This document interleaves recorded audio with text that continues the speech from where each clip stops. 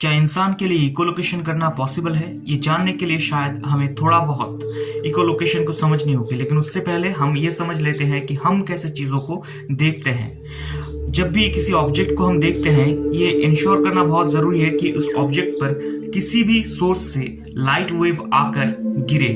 जब light wave आकर गिरेगा तभी हम उस ऑब्जेक्ट को देख सकते हैं। मिसाल के तौर पर आपके हाथ में कोई भी चीज हो, उस पर सनलाइट या घर की किसी रोशनी अगर गिरे, उसके बाद वो बाउंस बैक होगा और आपकी आंखों में आएगा, तब जाकर आप उस चीज को देख सकते हैं। इकोलोकेशन पे हम आंखों के जरिए नहीं बल्कि कान के जरिए देखते हैं। यहाँ पर लाइट वेव नहीं बल्कि साउंड वेव काम करता है, यानी आपके मुंह से या किसी और सोर्सेस से साउंड्स आता है, उसके बाद वो ऑब्जेक्ट पर रिफ्लेक्ट होता है और आपके कानों में पहुंचता है। तब आपकी ब्रेन उसे सिंथेसिस करता है और फिर आपको पता चल जाता है कि वो चीज क्या है। 1944 में डोनाल्ड ग्रिफिन ने इस इकोलोकेशन टर्म को पहली बार कॉइन किया था। उनके एक आर्टिकल प्रकाशित हुआ था। वो आर्टिकल का नाम था echolocation by blind man, bats and radar. ये साइंस की दुनिया में एक बहुत ही ज्यादा महत्वपूर्ण स्टेप थी इकोलोकेशन को समझने के लिए। एक कहानी हमारे डेविड ईगलमैन ने टाइम मैगजीन पर लिखा था, जहां पर बेन अंडरवुड नाम की एक लड़के की कहानी थी जो अपने 2 महीने की उम्र में अपनी बाएं आंख को गंवा दी थी। उसके बाद वो पूरी तरह से ब्लाइंड हो गया, यानी अंधा हो गया। 7 साल की उम्र में जो बेन अंडरवुड है वो अपने मुंह से आवाज निकाल सकता था और फिर उस आवाज के जरिए वो सामने रखी हुई ऑब्जेक्ट्स को पहचान पाता था। ये बहुत ही ज्यादा इंटरेस्टिंग कहानी थी साइंस के इस फील्ड में। डेविड ईगलमैन एक स्टैनफोर्ड यूनिवर्सिटी का एक न्यूरोलॉजिस्ट है। साथ ही साथ उन्होंने एक बेहतरीन किताब भी लिखी है, the inside story of the ever changing brain. यहां पर कुछ चीजों को हमें समझनी होगी। हमारे दिमाग के पीछे जो हिस्सा है उसे विजुअल कॉर्टेक्स कहा जाता है। उस विजुअल कॉर्टेक्स क्या काम करता है? हमारे दिमाग में अराउंड 86 बिलियन न्यूरॉन्स होते हैं। न्यूरॉन्स जो एक सेलुलर थिंग है, सेल्स हैं जो ब्रेन में रहता है और इसी के जरिए ब्रेन का सारा काम होता है। ये न्यूरॉन्स आपस में रिश्ता बनाते हैं, जैसे हम ह्यूमंस दोस्त बनाते हैं, बिल्कुल वैसा ही।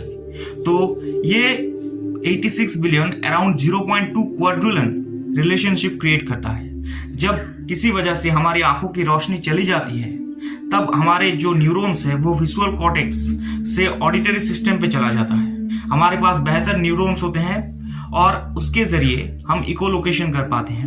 सामने की रही हुई कोई भी ऑब्जेक्ट, मान लीजिए कि कोई ऑब्जेक्ट जो काफी ज्यादा नैरो है लेकिन बहुत ज्यादा टॉल है, इकोलोकेशन से कोई अंधा व्यक्ति ये समझ पाता है कि वो एक पोल है या कोई मूविंग ऑब्जेक्ट है, कोई कार है या व्हीकल है, कोई ट्री है, कुछ भी, कोई भी चीज वो अच्छे खासे समझ पाते हैं। यानी ह्यूमन में भी बैट्स की तरह, डॉल्फिन्स की तरह इकोलोकेशन पॉसिबल है और ये करते भी हैं। यहाँ पर आपको एक पिक्चर दिखाई देगा।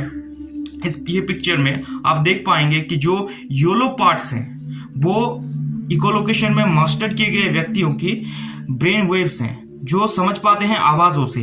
लेकिन आपकी जो हमारी जो ब्रेन्स है, जो हम जो लोग देख पाते हैं, उनके लिए इसे समझना मुश्किल है, नामुमकिन है। हमें लगता है कि हम तो मुंह से आवाज निकाल रहे हैं, आंखें बंद कर लेते हैं, लेकिन हमें तो समझ नहीं आता। यहाँ पर एक काफी अच्छा सर्वे हुआ था। कुछ लोगों को ब्लाइंड फोल्डेड कर दी गई थी, यानी आंखें बंद कर दी गई थी, और कुछ लोगों को आंखें खुली रखकर ये पूरा का पूरा सर्वे किया गया, पूरा का पूरा एक्सपेरिमेंट की गई। देखा गया कि 5 दिन बाद जो ब्लाइंड फोल्डेड है वो ब्रेल सिस्टम को थोड़ा बहुत समझ पा रहे हैं, जबकि जिनकी आंखें खुली है वो 5 दिन नहीं 5 महीनों बाद भी कुछ खास कर नहीं पा रहे हैं। इकोलोकेशन ब्लाइंड मैन के लिए बहुत ज्यादा इंपॉर्टेंट होता है। एक विकिपीडिया पर एक आर्टिकल बताता है कि इकोलोकेशन के जरिए एक हाथ से भी ज्यादा दूर रही हुई तमाम ऑब्जेक्ट्स के बारे में ब्लाइंड मैन पता कर सकते हैं। वो आमतौर पर मुंह से निकली हुई आवाजों से या कुदरत में चारों ओर फैली हुई आवाजों से चीजों को पहचान लेते हैं कि वो एग्जैक्टली क्या है। यानी कभी कभार हम सिर्फ आंखों से नहीं बल्कि कानों से भी देखते हैं। उम्मीद करता हूं कि आपको ये टिकटॉक्स पसंद आया हो। इकोलोकेशन के बारे में आपका जो भी राय है आप नीचे मुझे कमेंट सेक्शन पे बता सकते हैं। साथ ही साथ अगर आपको ये चैनल पे इस तरह की टिकटॉक्स पसंद है तो मैं आपसे रिक्वेस्ट करूंगा कि आप इसे जरूर सब्सक्राइब कीजिए, मुझे पर्सनली बहुत ज्यादा अच्छा लगेगा।